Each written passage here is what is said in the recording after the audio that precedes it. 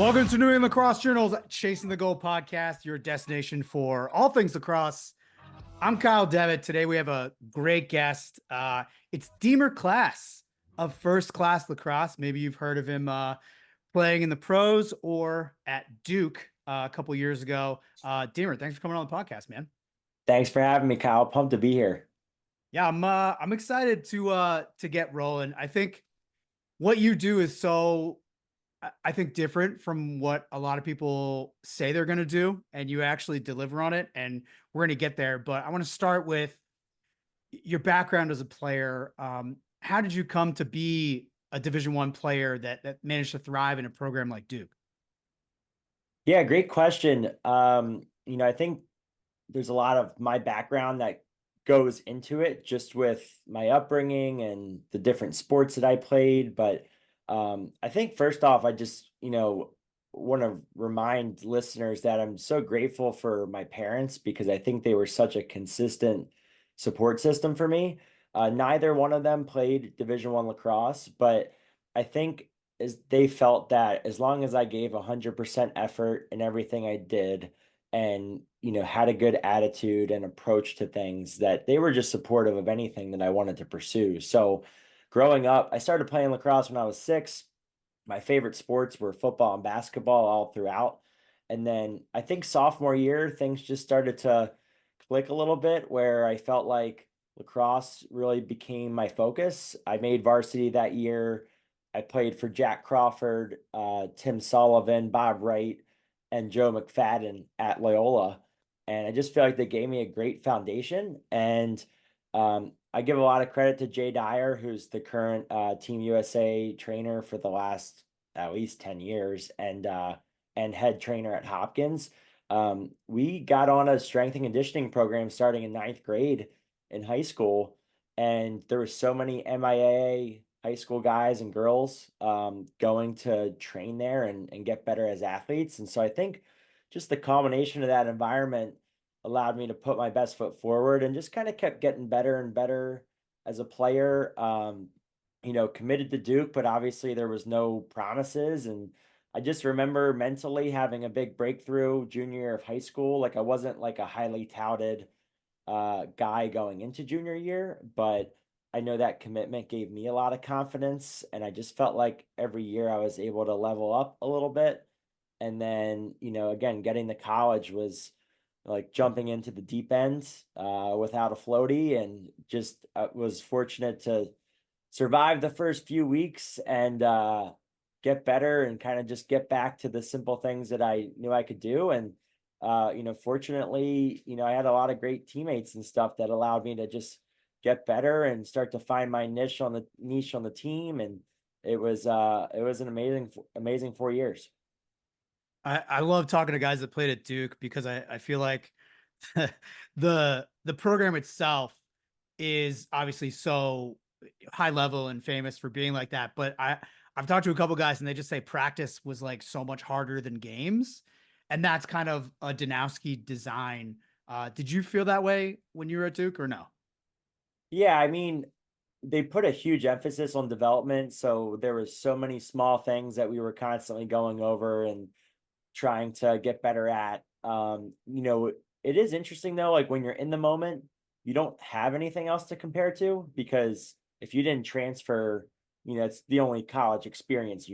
So at the time, like, yeah, I do remember there was days where it was brutal. But not brutal in the sense of like the brutal conditioning that you hear of, like even 10 years ago, 15 years ago, we had some of those days, but more just tough in terms of, you really had to be on it mentally for 2 hours. And, if you made some mistakes, there wasn't a lot of hiding. Like, coach would pause the drill and put a guy right back into the same situation to correct it. And that could go on for two or three or four reps. So you kind of were forced to adapt, and that's part of their, I think, development component.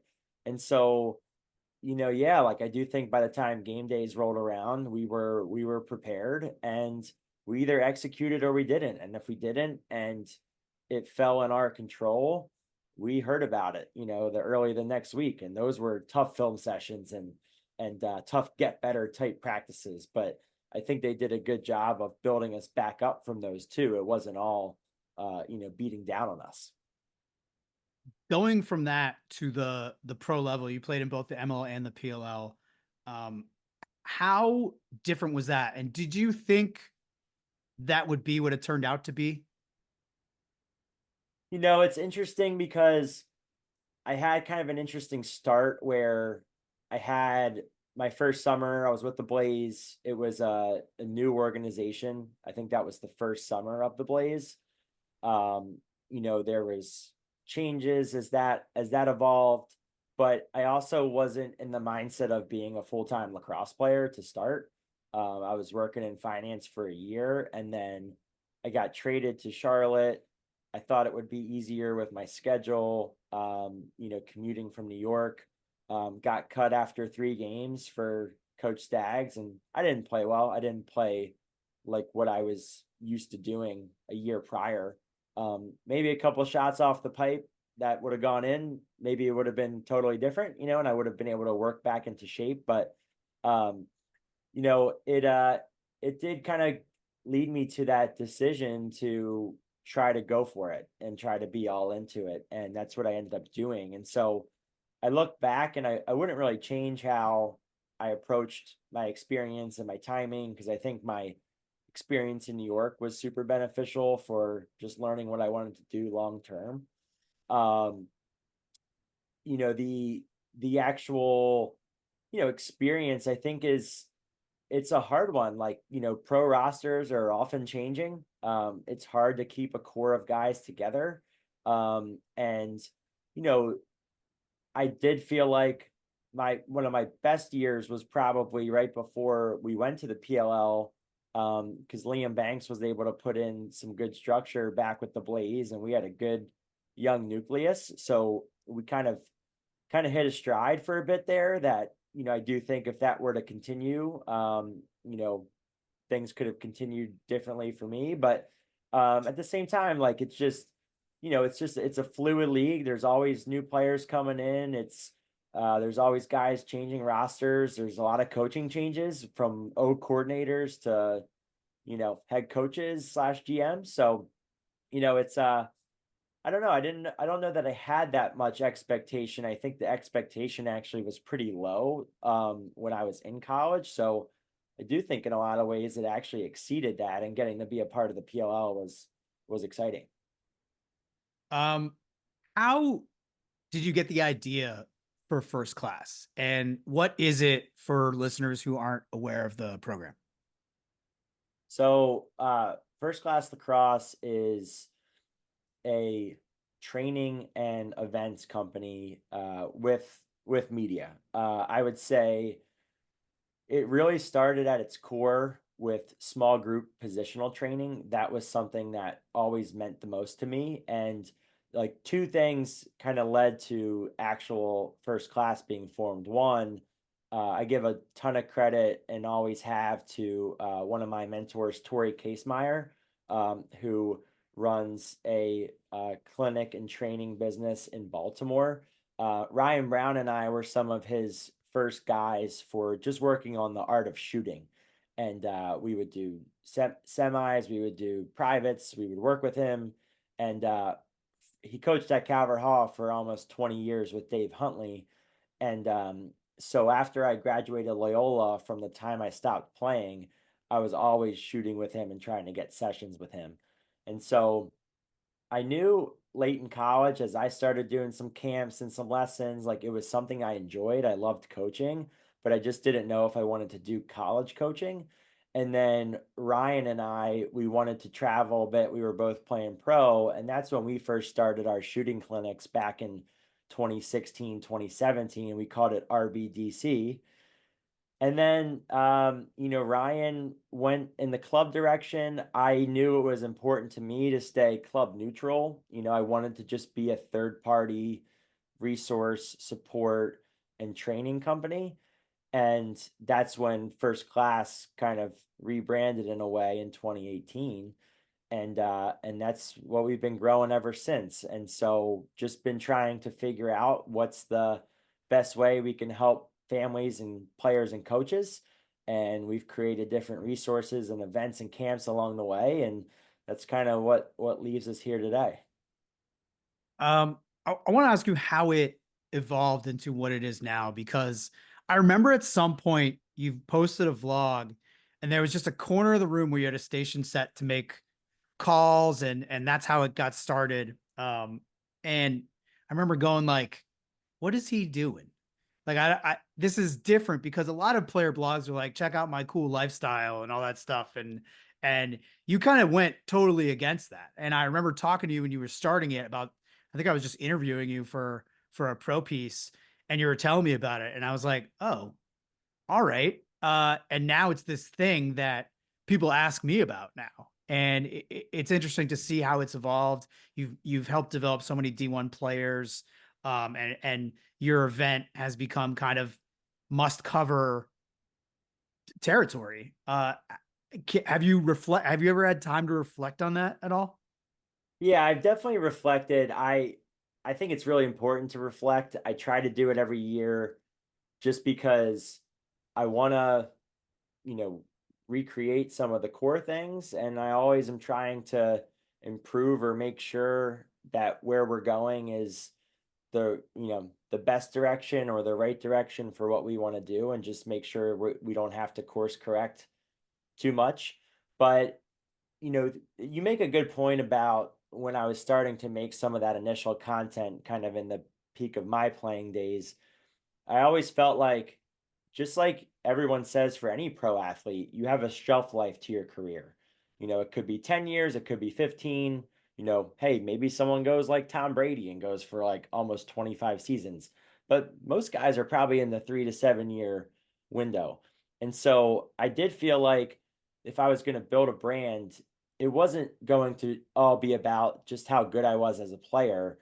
I needed to try to shift some of that from, hey, I'm a good player, to I can teach. And I also love to teach. I think that's something that it is important for young players to think about. And I saw in some of my peers, like, anyone can kind of show up to a camp and do a drill, but some players, some guys don't want to be around young kids. Some people love to teach, they love that process, they have fun with the kids, and some guys are like, man, this is brutal, like I'm here at camp all day.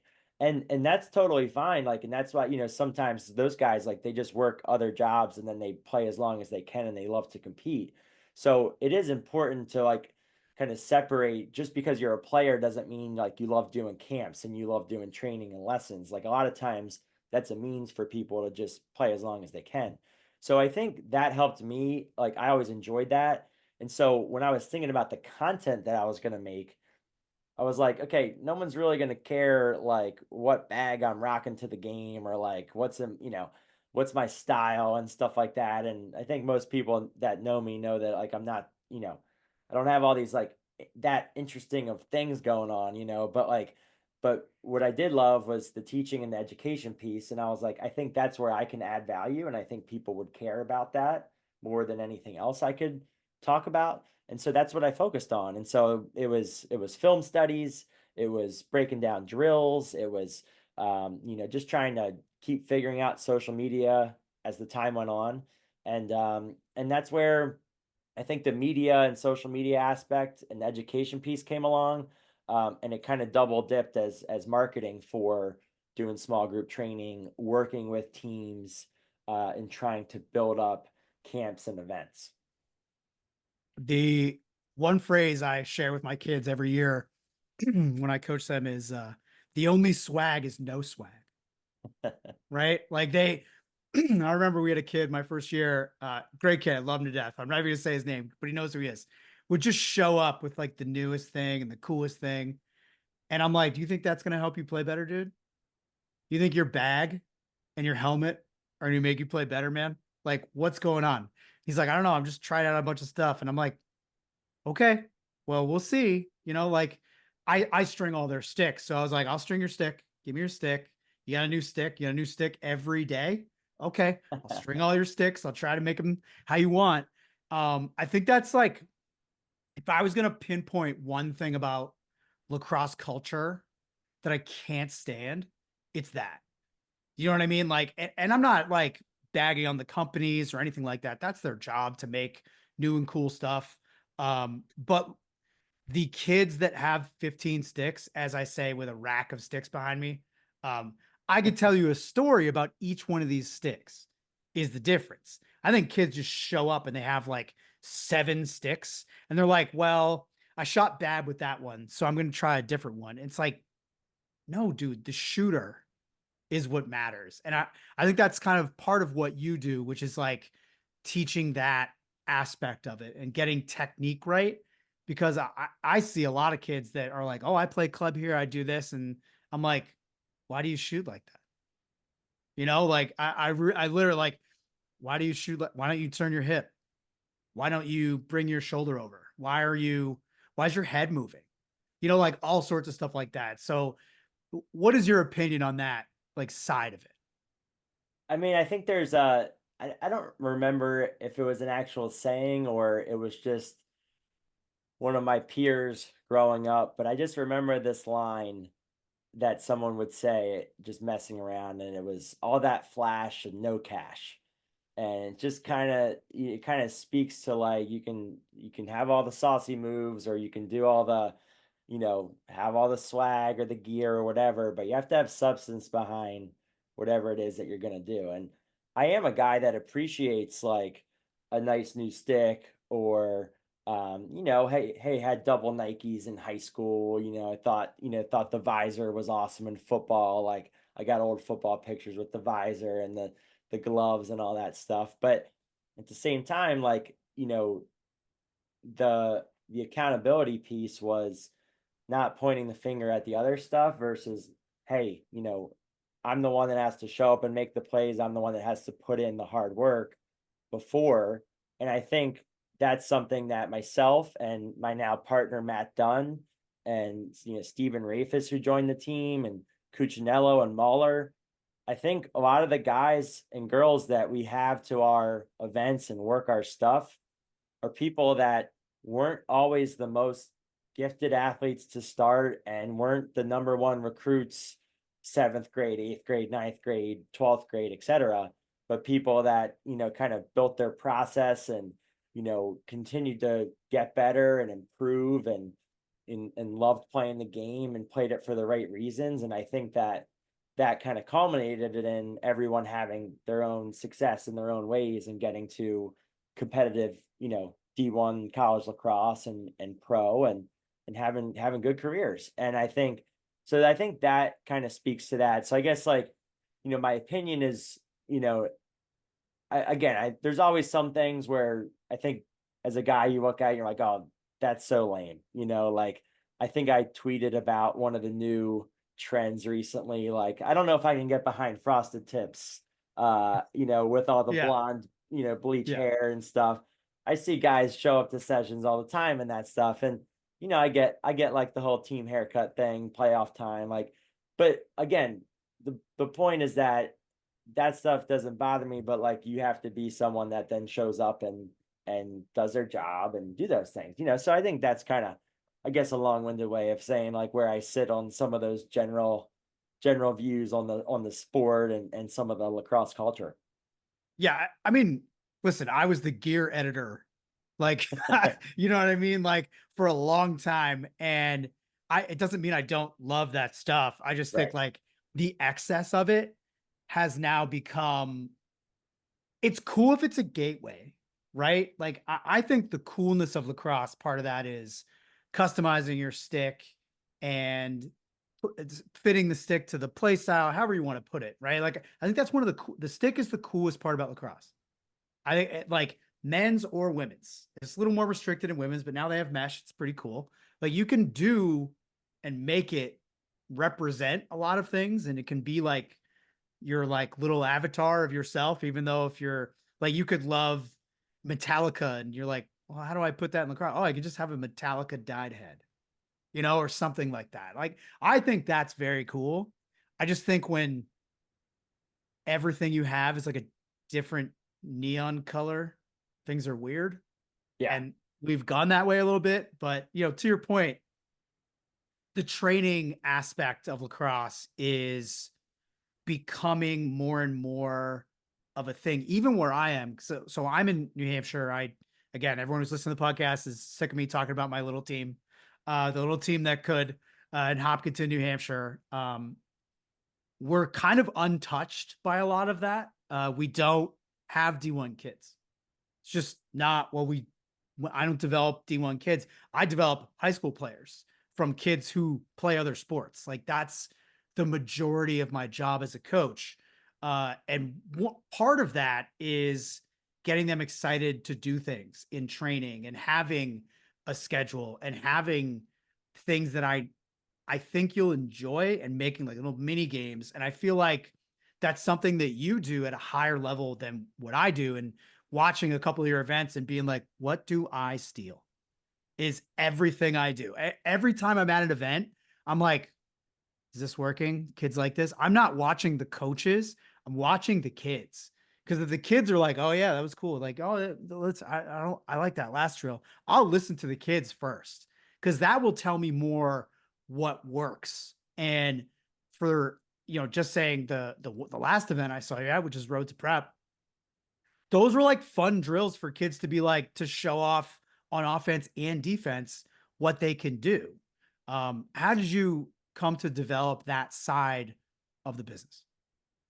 Yeah, so I would say it was COVID, and we were starting to see more events pop up. It also kind of gave us some pause, and Matt and I were starting to do more offense versus defense live reps. And then I think we were just again trying to figure out what's next, what can we add? And obviously a showcase has been around for since the sport was started. Every sport has showcases and circuits and clubs for the recruiting path. But we were also, solving for a few things like when I first started doing this full time, I went to 40 cities in a year. I did clinics in I think over 25 states. And a big part of that was like the summer travel. But what I started realizing too was in the summer, a lot of the kids that were good enough to really care and like just dig into like some finer details like shooting or dodging, a lot of them were starting to spend so much time on the East Coast that as I was traveling a lot in the summer, I was missing some of those kids in those different areas. So I wanted to also kind of try to meet where the landscape was at too. And with so many people coming back East Coast consistently, it kind of made sense to start doing more in those areas and try to do a bigger development style event. But also, hey, like people want to get recruited, people want to try to do some of those things. So I think that's where the format for best in class started to come. We've obviously taken, a lot of those drills too and put them into our summer camp and put them into some of our team trainings. But it's also realizing sometimes as well the limitation of isolated skill training. And so being able to be a part of the process from, hey, we're helping kids with shooting and dodging and some of those concepts to also being able to take it into odd man play, take it into 4v4s, and then hey, if they're playing games too, we can coach up some of that and see how they can apply some of the principles. So it felt like a very natural way to put it all together. Gameplay is important, but also everyone recognizes that training and development are important. Kids have more time constraints than ever on being able to do some of those things, and hey, they play so many games in the summer. So we felt like it was a good opportunity to try to put together a really elite training environment while also making it a showcase environment too. And that's how we landed on best in class. And we're going into year 5 next year, which is crazy to think about. And we run just as many women's now for men's because I coached collegiately in high school on the women's side. So we have a very similar format, and it's been exciting to try to build that out and provide a good experience where kids can walk away if they're intentional. Hey, not only did I play against good kids and get exposure, which is are the two main things that everyone sells, but I also learned from a great coaching staff. I picked up some relevant nuggets for my game, and things that are current in the game. Not just 10 years ago when I was at Duke. Stuff I'm continuing to go to college practices. I was at St. John's this morning with the Turry brothers, and just trying to continue to stay on the cutting edge of what helps skills translate and what are people working on in today's game of lacrosse. Are you serious about playing your sport in college? Do you need a flexible education that allows you to maintain your practice and competition schedules while also preparing you to succeed at the next level? You should check out the University of Nebraska High School. UNHS is accredited and offers more than 100 online courses, including NCAA-approved courses to protect your academic eligibility. Students could earn a UNHS diploma or take a single course for transfer credit. Courses are college prep, self-paced, and available 24/7, 365. Enroll anytime and take up to a year to complete a course. Visit highschool.nebraska.edu today. I want to preface what I'm going to say before I say it. I want to say this: events are difficult. They're hard to put on. They're hard to organize.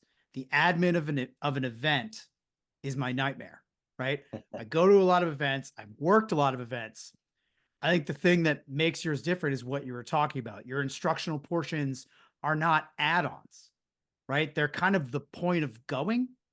And I think it's interesting because you have college coaches at your event, obviously watching, as well as media, and they get to see the kids interact with those small-sided things and different like sides that you run before they do the full game.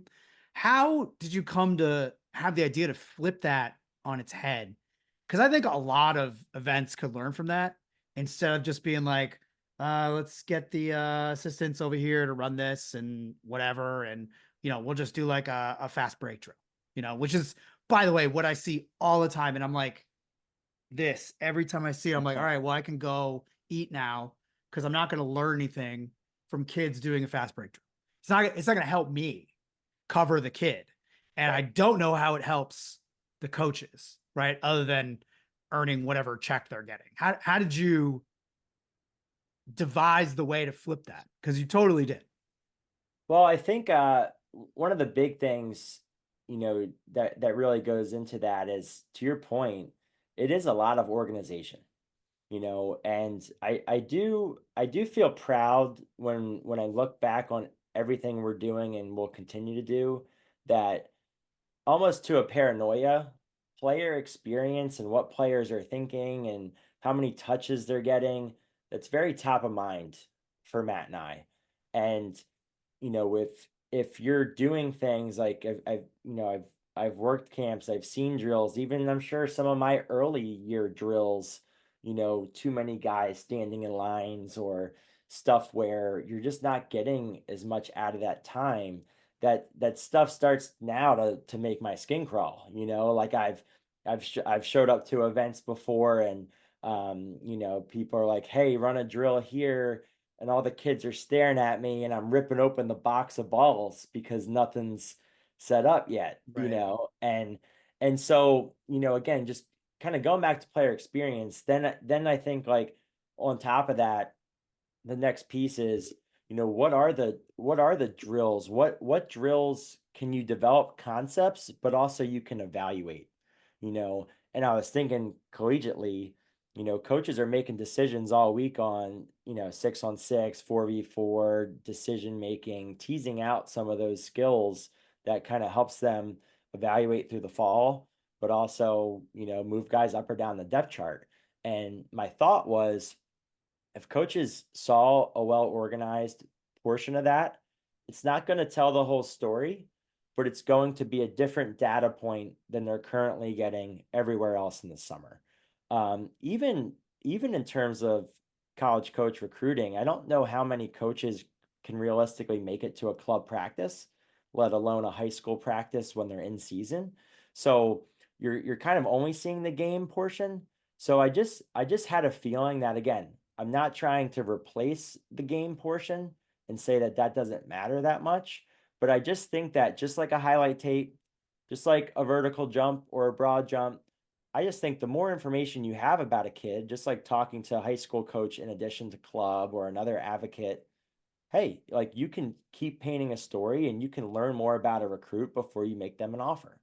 And so that was, how we started to just think about that portion more.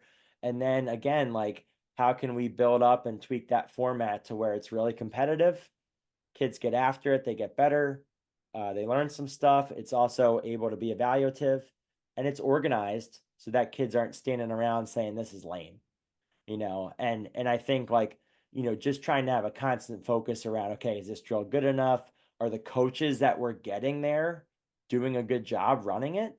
Because if they don't get invited back, and Yeah. I think we've been lucky that we've had from high school and some club and other pro players, the guys that we've consistently had have done an awesome job, and that's stuff that we have to evaluate because it's our brand, it's our reputation, every little detail when it comes to these events matters to a family because every event is pricey and it's precious time to spend in a busy summer, when you're trying to pick that stuff together. So I just think it's hard to put all that together. I think running an organized practice is just hard in general for any level coach. So I think when you try to put all that together at an event, when you've got 150 kids, like you have to really be thoughtful about how many goals, how many balls, how many cones, what's the spacing like, who's assigned to each cage. And there's just a lot that goes into it.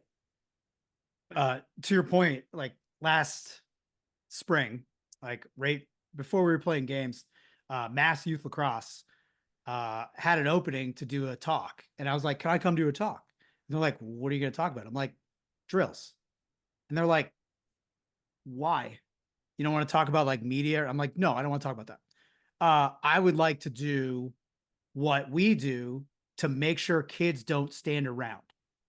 And one of the things we do instead, everyone does line drills. We do a box with less players on each thing. So every 10 seconds, you have a ball flying. You have to react. You get more touches. You get more of that. The way we do drills, we do 4-sided drills for almost everything. Right. And I'm looking out into the audience and it's like youth coaches. And then I see in the front, there's like prep coaches.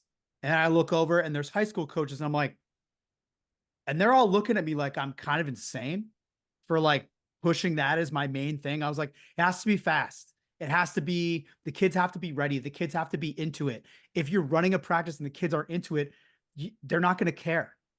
That was and again, that's dramatic, but it's like my thought. Cause I can think, a lot of my process is reflecting on negative things, even writing.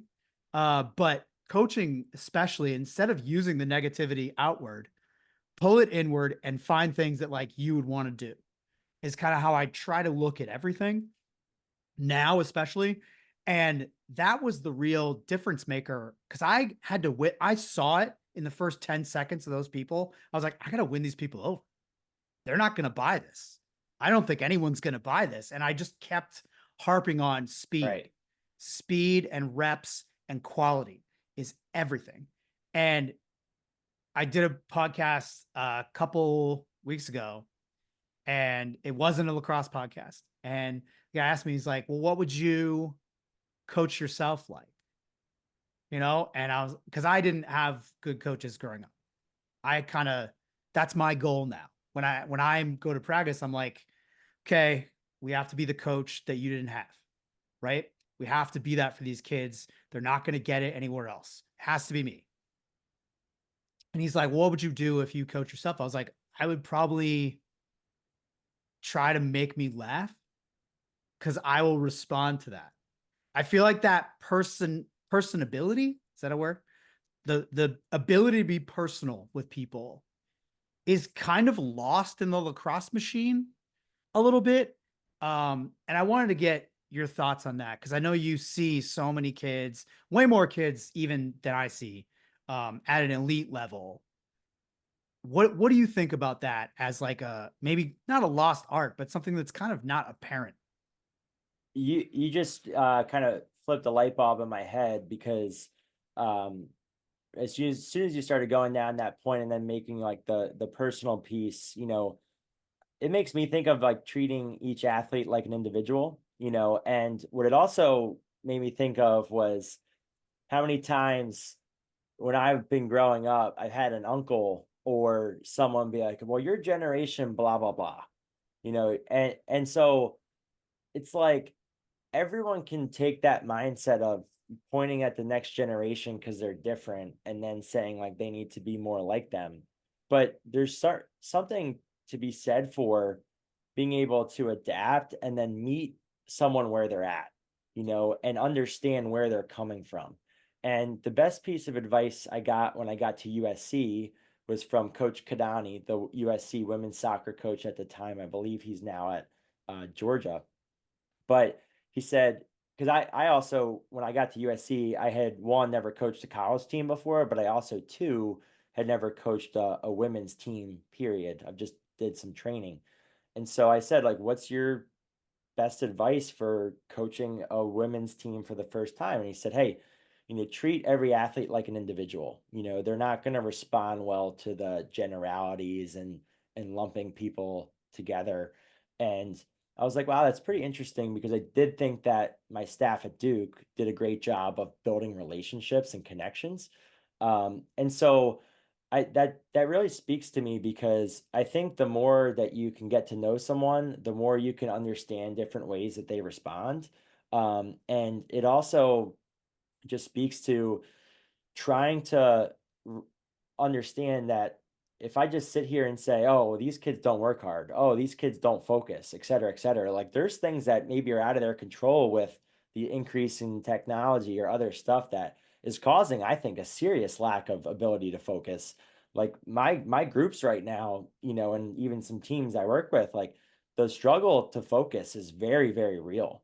So I can complain about it, I can yell at them about it, or I can get smarter and more creative with how I drill to connect more. And I think that's to what you're saying too, around making stuff faster, and I see it too, where, hey, if I'm coming in to do like teach something, there's something to be said for not overcoaching it as well, and sitting there for 3 minutes and going on a rant about like one concept. Sometimes you really have to bring the hammer down and like drill a simple principle down, but sometimes people need like uninhibited reps of doing things to kind of figure it out and feel it. And so I just think it's a balance, and every group's different, every kid's different. And so that's kind of the approach I've been trying to evolve and keep getting better at. And hey, not get frustrated as much because they're not getting it right away. But also, if I'm feeling like someone's not working that hard, well, that falls back into their control. I'm going to push them more on that. And then maybe I can also create some better drills or score stuff so that it's more competitive. And instead of me yelling at you to play harder, you're kind of forced to play harder, because if you don't, you're kind of embarrassed or you lose the drill, and kids respond well to that too. So I think, that's kind of what I've been trying to evolve and just get smarter about, so that even like shooting drills or mundane pick play drills, you can make them competitive or make them fun. And I've had some groups respond really well, especially this fall and last fall, to some of that. I think there's something to be said for gamifying things for Yes. almost everything. Even if it's not lacrosse, we coached, the head coach and the kids one year decided to put these like female anime stickers all over their stuff as like a game. And I hated it. I was like, I don't want to see this anymore. I want these gone. And then I would see them and I would just rip the sticker off. I'm like, this is not appropriate. I don't want it. They weren't like naked or anything, but I was like, I don't want to see this when I'm coaching. And you don't want to see this when we're playing. Your parents don't want to see this. So what the kids did, instead of stopping, they would put the stickers on weird parts of their stuff that I couldn't see. So they put it in the underside of the visor. And I started getting wise to it. They put it like in the inside of the ear hole of the helmet. like they'd have a little bit peek over some tape on their shaft. And instead of getting mad at it, I was like, if I get mad again, it's not going to do anything. So I'll make a game of it too. So what I started doing was like, they would take the helmet off and go get water. And I would just look in the helmet and I'd rip it off.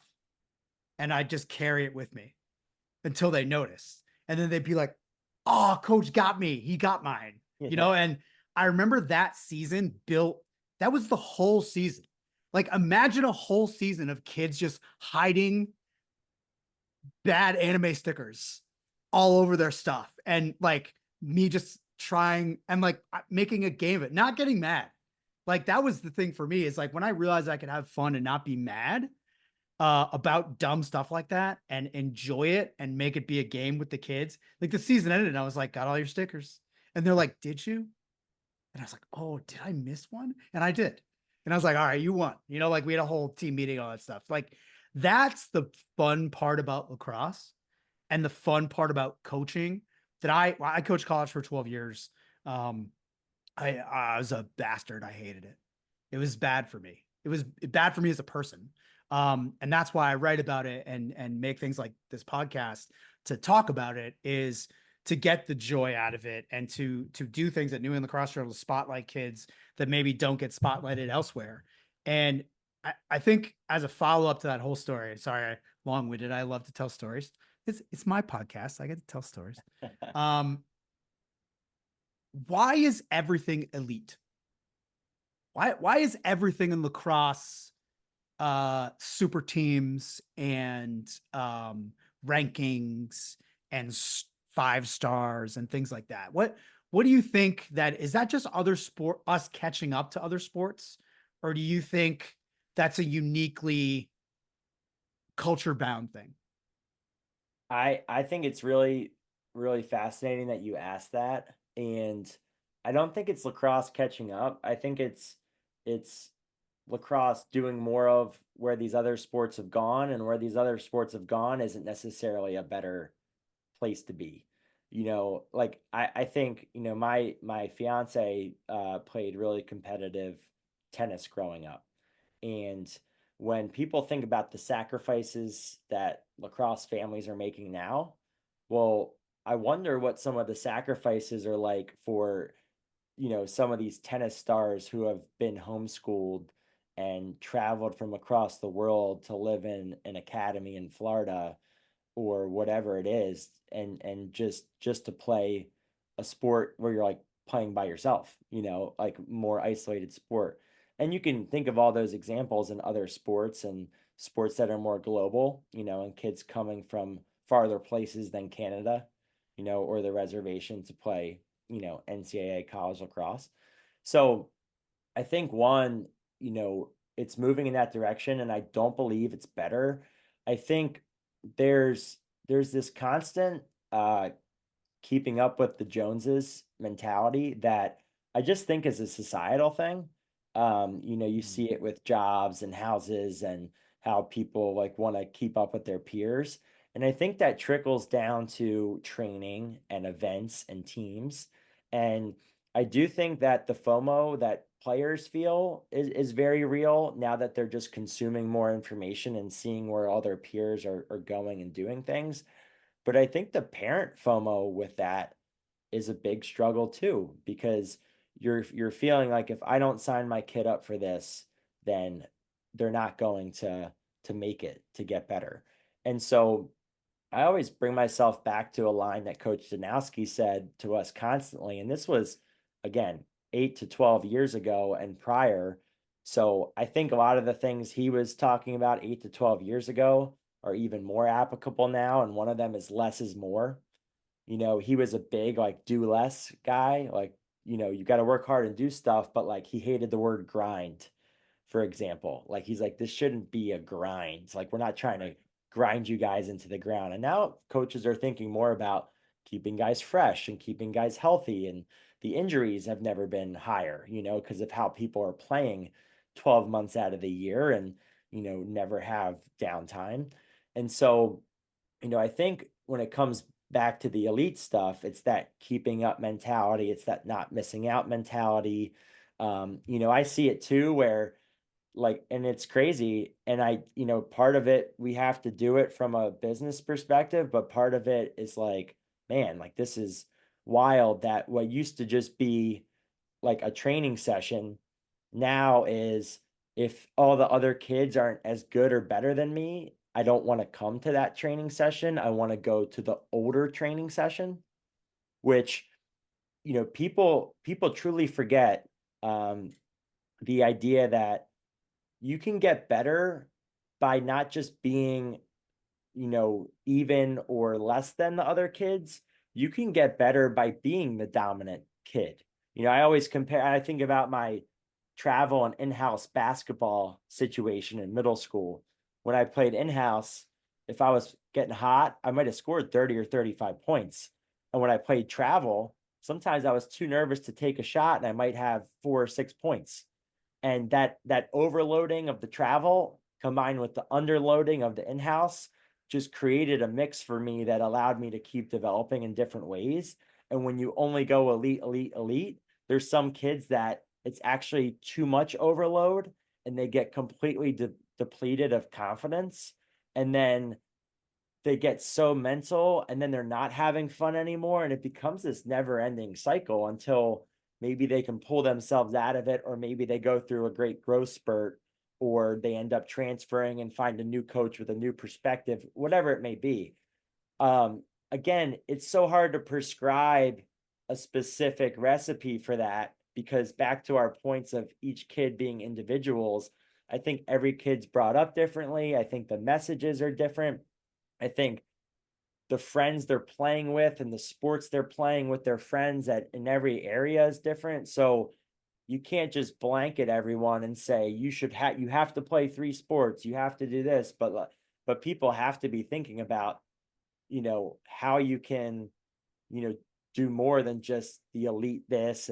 But I don't know, it's just and then I think every new event that comes along, again, if you don't feel like you're saying it's elite, then you don't feel like you're going to get the people signed up, and then you can't run an event anymore. Yeah. I mean, I've had this idea for an event for a very long time. No one wants to do it with me. It's D2, D3 only. That's what I want to do. And my reason for that is it's realistic. It's not elite. It's college is elite though. That's the thing. Like, I have this conversation with my players all the time, and where I'm like, just because you don't play D1 doesn't mean you can't play in college. But also, most of you aren't going to play in college. And they'll be like, well, new kid will be like, well, why is that?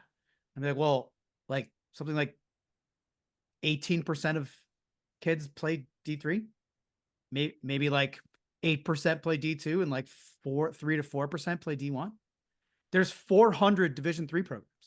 There's almost 80 D1 programs, and there's almost, if not more than 60 D2 programs. So you have a chance. You have 460 on one hand, less than 80. What's more likely?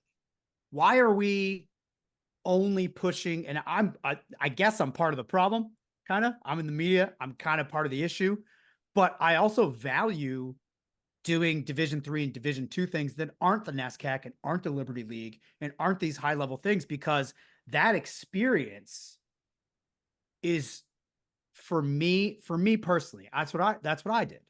Right. And I went on to work in lacrosse because of the experience that I had at Clark University, playing on a team that wasn't very good, but I made all these friends. I made all these connections. I learned how to be a writer, and I could have taken that in a lot of different ways, but I wanted to bring it to lacrosse because, first of all, I wasn't there in my estimation. I'm probably wrong about that. But it also, like, the experience is so great for more kids. Do you know what I'm saying? Like, and I'm not going to try and diminish Division I or even Division II in any way.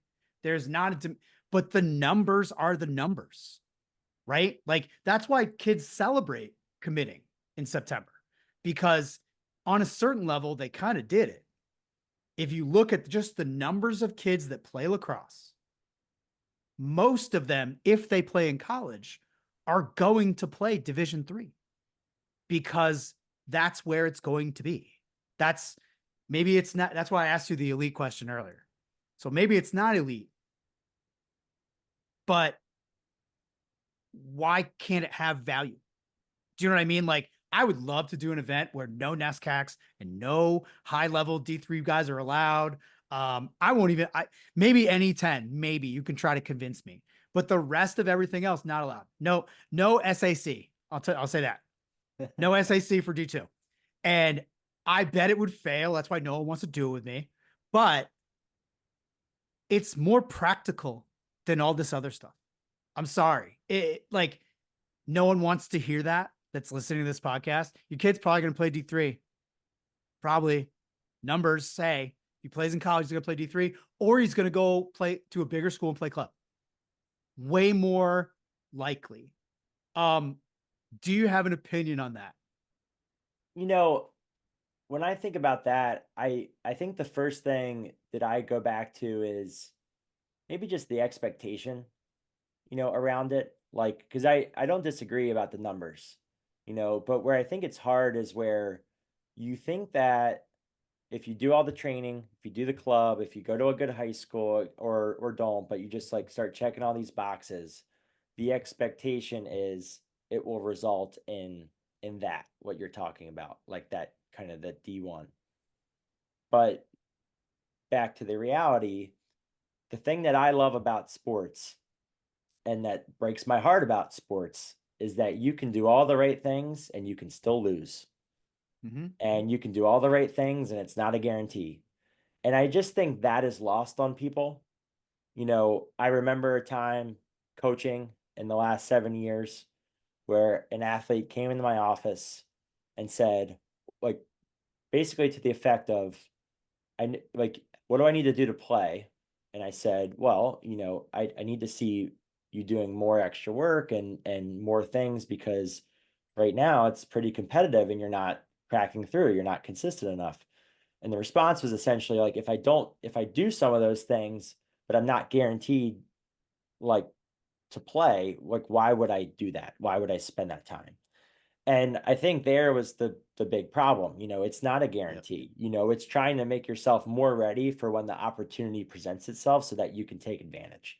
And there's a lot of ways to unpack that. And so I think going back to the college piece, again, my parents didn't play. The expectation for me to play Division I was low. We had none. We just didn't know. And so again, just fortunately that we started doing these things and where I was, like it ended up working out. But I think it's just so important. Like, and I struggle, at times too. Like, I think it's really hard to just look at someone and say that you're just not going to play in college or you're not going to play Division I, because I do think there's just a lot of factors that can be unknown that if someone kept working hard, maybe they hit a growth spurt, they fall in love with the game more, like those stories happen all the time. Um, but I think the issue is where if you're pursuing that top path, again, you're setting the bar high for yourself, you're trying to commit to that. When you're getting the feedback or lack of, and lack of calls and texts and stuff, you kind of start being faced with another choice. Do you open your horizons? Do you open your mind to Division II, Division III? Or do you say, hey, I'm going to keep pursuing Division I, and if nothing works out, then I will go to just a regular school? And that's fine. Like, that's admirable to me. If like you have a pursuit and it doesn't work out and you're just going to go to a bigger college, because again, the reality right now in men's lacrosse is that there aren't a lot of schools, that are Division II and III that have like a big campus, like in terms of student Right. population, right? Like, would you say that 90% of those schools are probably less than 10,000, or I would say all of them are, honestly. Yeah. less than 5,000, right? So, Yeah. so I think if you're true to yourself about what you want in the college experience, I do think if you can just be kind of polar in that sense of like, okay, if I want this, I can get it through, and I can get it through playing D1 lacrosse. Like, that's what I want. But if I can't play D1 lacrosse, then you have to say, hey, would I go to a bigger state school or a school that fits my academic needs? Or am I going to play, Division 2 or Division 3 and maybe find a better balance and have an amazing experience? Or I just think like people have to look at it in some of those terms, because that does become the reality. And I've seen some kids be able to separate from that decision, walk away from the sunk cost of time and money and boarding school spent to go D1, and then go through the regular admissions process, go to a school and get into the business school and be so happy and get a great internship, and then just live a normal, like regular student college experience. I think that's also lost on people, where you don't have to play college lacrosse. Like you Right. don't have to play a sport in college. And so and again, like, if you do want to, you need to be open to Division 2 and 3, because there are so many amazing experiences out there. Like I just truly believe that too. But like you can't always have everything. And that's where, you ultimately have to make a decision on what your priorities are when it comes to picking a college and picking a college with lacrosse. It's very well said. I just want to end on this. What's next for First Class Lacrosse? We're 5 weeks in right now to our fall training. We have a fall showcase and a committed event coming up the rest of 2024. But two big things that we're launching and have launched. We just launched our podcast last week with Coach Danowski. So that was our first episode. Matt, Steven, and I are co-hosts. We'll have two hosts at a time. So that's exciting. That first episode just dropped today. And then we have our first winter event coming up in January at IMG. So we're trying to continue to provide great experiences. We're building our coaches community and trying to add more resources and content for coaches out there. And, excited to see what the world of podcasting brings. And I'm trying to take notes as we talk right here as you're hosting away over there. So that's what I try to do. The hardest thing about podcasting is doing it. Like doing it consistently. I'm just gonna pull back the veil for everyone listening. Like the hardest thing is doing it. Yeah. Like that's once you get on it, once you get a schedule and you know how to run an event, I'm pretty sure you can run a podcast. Running an event's horrible. I mean that that point right there, I think has been one of the keys for us in just events or social media or whatever.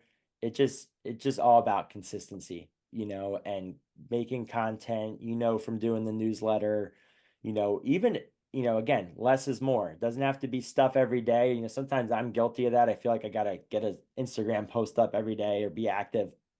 But if you can just be consistent in the schedule or the cadence and then add when you can, I think that is a big key to success. And I've tried to share some of that with some young players or people that are kind of starting their own small businesses. It's all about being consistent and, trying to build value and add value to people. And, whether that's entertainment or education, whatever it may be, so you make a great point. Well said. And thanks for coming on. And thanks again for listening to New England Lacrosse Journal's Chasing the Goal podcast. I'm Kyle Devitte. We'll see you next time.